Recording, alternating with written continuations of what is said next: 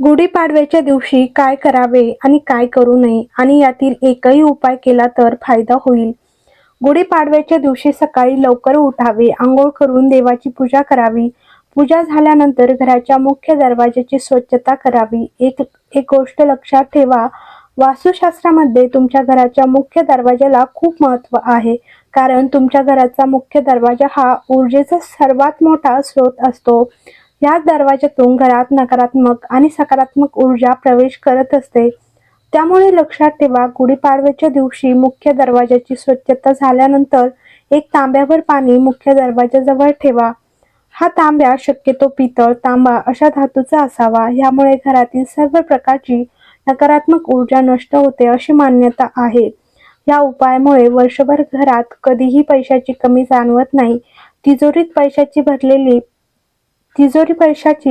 पैशाने भरलेली राहते. हातात आलेला पैसा टिकतो. तसेच घराला धैर्य प्राप्त होते आणि मान्यता आहे, या व्यतिरिक्त गुढीपाडव्याच्या दिवशी तुम्ही घराला तोरण लावावे. मात्र तोरण लावताना एक गोष्ट लक्षात ठेवावी, हे तोरण कधीही कृत्रिम फुलांचे नसावे.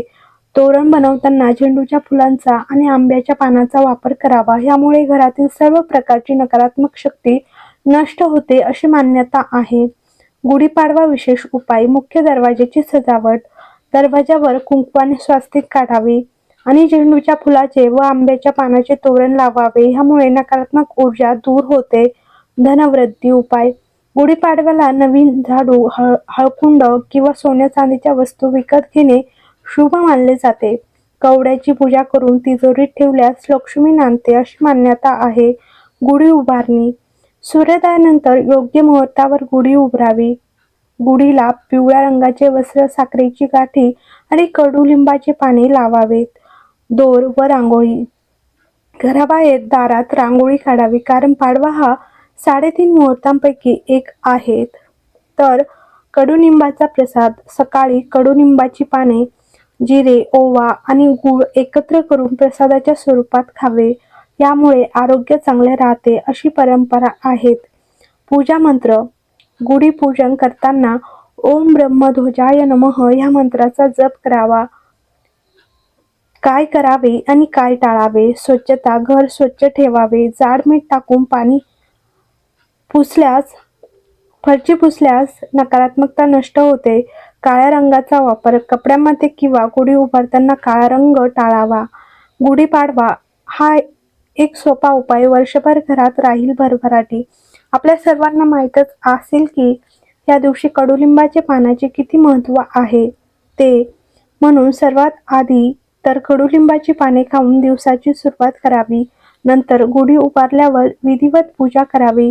गुढीला अर्पित लिंबाची पाने गुढी काढल्यावर धान्यात ठेवावी. याने धान्यात कीटक लागत नाहीत आणि वर्षभर घरात भरभराटी राहते. देवी अन्नपूर्णा प्रसन्न राहते आणि धान्याची कमी पडत नाही. तसेच कडुलिंबाचा उपाय म्हणजे पूजा केलेल्या या पानातून केवळ 2 पाने तिजोरी, गल्ला किंवा आपण पैसे ठेवत असलेल्या ठिकाणी ठेवावे.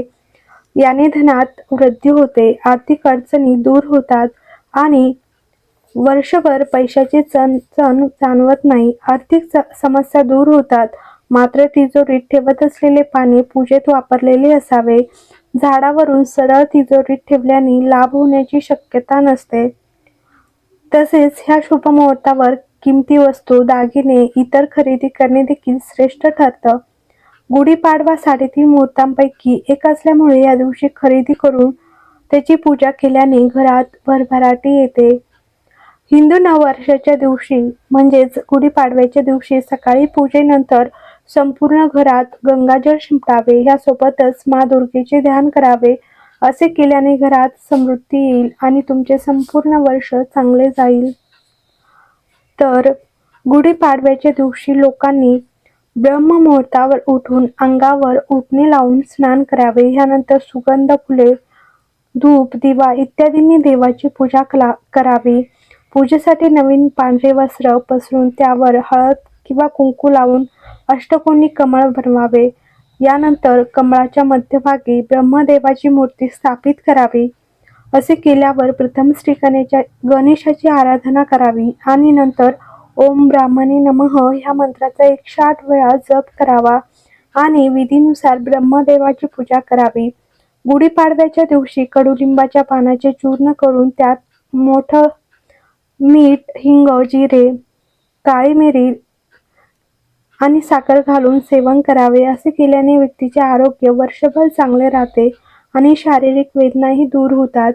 गुढीपाडव्याच्या दिवशी तुमच्या दुकानाच्या मुख्य प्रवेशद्वारावर किंवा तुम्ही ज्या ठिकाणी व्यवसाय करतात त्या दोन्ही बाजूला हरिद्राचे काही धान्य ठेवा. हे उपाय केल्याने तुमच्या घरात अचानक धन येणे सुरू होईल. जर तुमच्या व्यवसायात विनाकारण अडथळे येत असतील तर गुढीपाडव्याच्या दिवशी घरातील लहान मुलीला 1 वाटी हक्का तांदूळ एखाद्या गरीब व्यक्तीला दान करा. यामुळे घरातील पैशाची कमतरता दूर होऊ लागते असे म्हटले जाते. हर हर हर महादेव. श्री शिवाय नमस्तुभ्यम. व्हिडिओ आवडला असेल तर लाईक करा, कमेंट करा आणि चॅनलवर नवीन असाल तर चॅनलला सबस्क्राईब करा आणि कमेंट बॉक्समध्ये हर हर महादेव लिहायला विसरू नका.